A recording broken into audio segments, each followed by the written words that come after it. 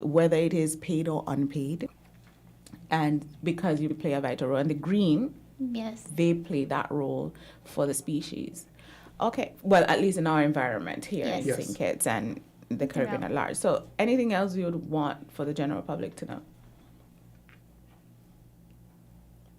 Okay, so you work with turtles. You work with sea Yes. turtles and so forth. You do a lot of work with them. What about sea turtles that makes you want to fight for them?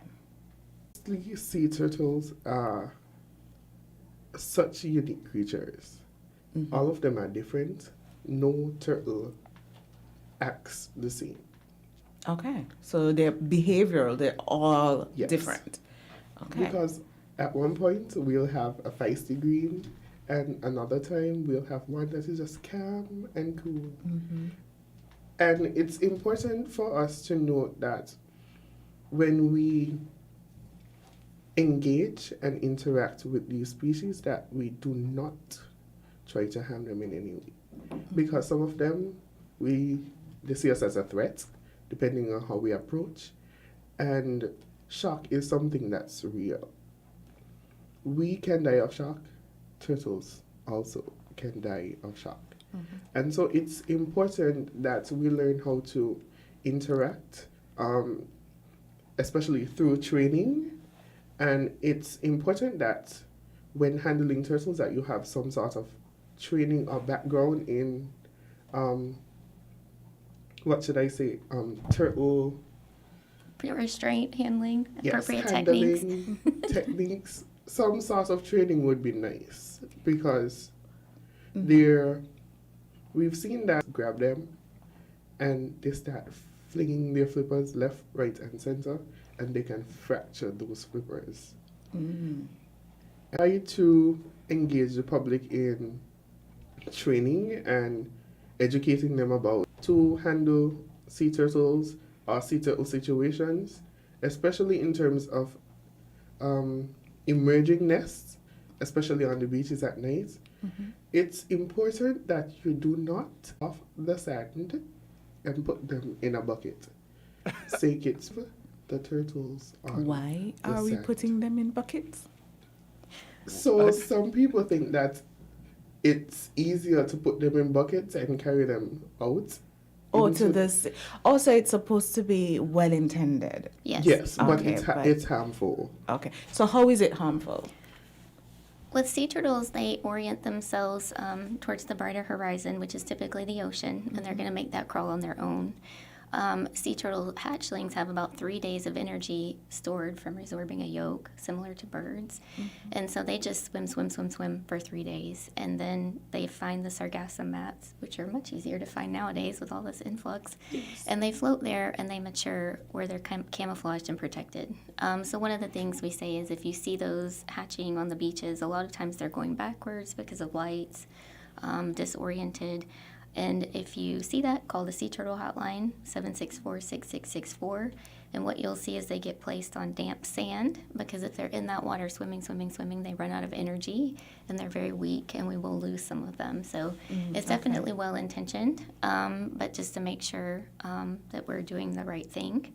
And we're always happy to have individuals come on to volunteer to answer those hotline calls and train them to do that as well on their own. Okay, so if you like answering calls, if you like being on calls, or if you just want to be able to assist in any way, do volunteer. So you can volunteer to be a hotline, what do you call Responder. it? A hotline responder. Oh, Yes. maybe I should do that.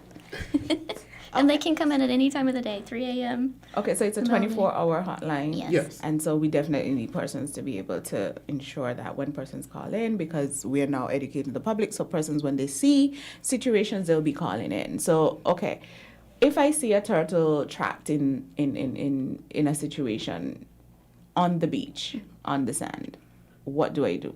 The best thing to do is to call the hotline for someone on the response team to come out and assess the situation first.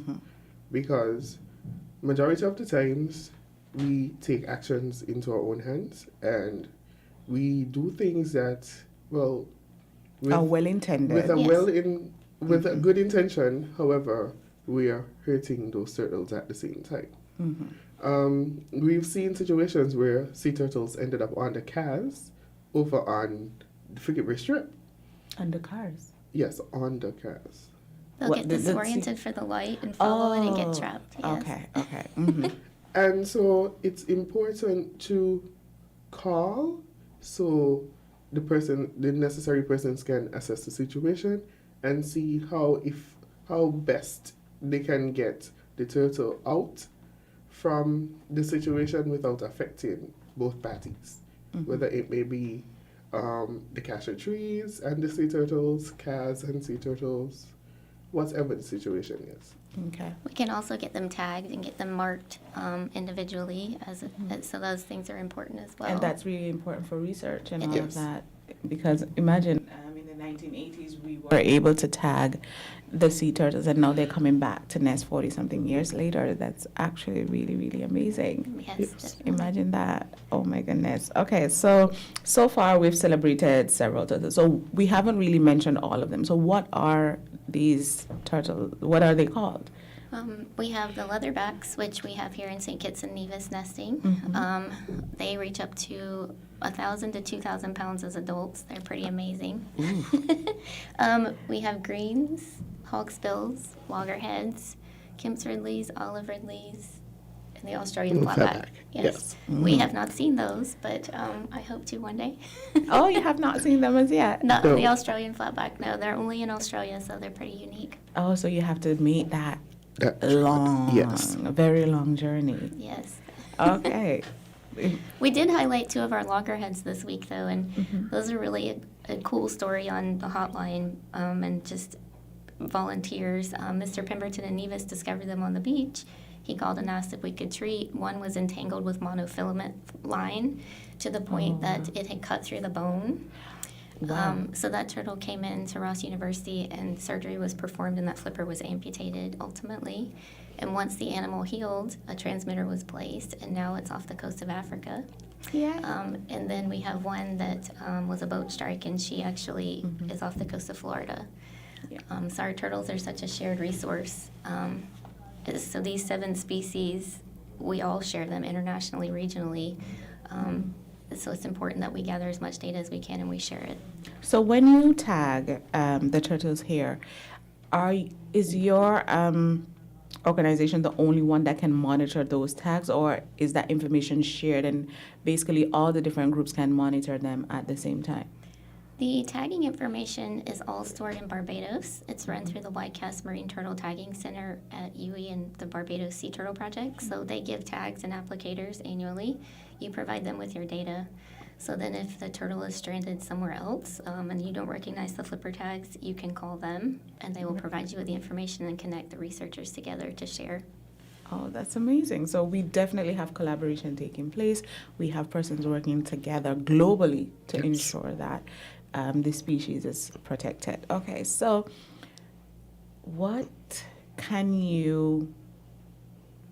okay, I've always wanted to know, what is the most amazing thing that has ever happened to each one of you with turtles, like an experience that was just so either mind-boggling or just so amazing and out of this world that it just made you know that this is what you want to do? Or you're in the right space at the right time, or this, yes, like the universe definitely placed that on you. This happened later in my career, so it didn't spark me to be with turtles specifically, but I think we know they have individualized personalities to a certain extent, but we try, not to tame them or have anything like that happen. And we often wonder if they recognize humans as a threat always or not. But we had a sea turtle that came up to nest on Majors Bay, and she crawled over and into the salt pond by accident, and she was lost there. And we were, walking around it, trying to find her, wondering if, okay, now we have to get a boat to seine and pull her out because it was a huge nesting female. And we were on the opposite side near the sea bridge, and we saw this little head pop up on the complete opposite side of the salt pond, and she just looked at us, and she swam straight to us. And we got a lot of volunteers off the sea bridge to help us lift this 200-pound turtle and release her to the ocean. Wow. So for me, it was so cool because she clearly saw this as, I these people were going to help me most likely, which I'd never experienced before. It was She very didn't cool. swim away. She swam straight to. Yeah. Oh wow, that's amazing. It was really a cool experience. Nick. So for me, my most amazing experience happened in my first year of Sea Turtle Camp.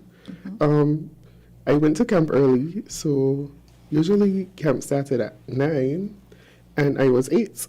And I You went were to early. Yes. So I went to camp that first year, and on the Thursday, we're at camp, and Dr. Stewart got a call saying that one of the nests on Knot Friars had emerged. And so we packed up in a bus, and we went to do excavations. That was my first time doing a nest excavation. And immediately when they start digging, pop up comes a leatherback hatchling out of the nest. Oh wow. And it was just a shocking but exciting experience to take in. And then you start to dig in to see if any more was in there. And at that time, I think we got 6 out of that nest. And it was just an awesome experience knowing that you could help and you could make an impact to some extent. That's amazing. Truly, truly amazing stories. And so I can definitely hear the passion in both of your voices. And this is something that we all should be passionate about. I know all of us cannot get involved heavily. However, we can all play a part. So what role can we all play? I think, as Nikhil pointed out earlier, cleaning up behind ourselves, we offer monofilament recycling bins on several of the beaches here. So if you just see even the monofilament fishing line, which is a problem for turtles, we actually had a green, since we're highlighting those, that ingested over 18 feet of fishing line that we removed a couple of years ago. Wow. So we have bins there. You can just put the monofilament line in. We take care of that. It gets recycled. So that educating yourself, even just seeking out social media, and maybe you'll see one day it's nesting season for hawksbills and greens. Please turn your lights off if you're near the beach. Right. We can always help by educating ourselves and then sharing what we learned that day with someone else. I think that's one of the key features. And obviously, if you ever want to volunteer, we would love to have anyone come on board.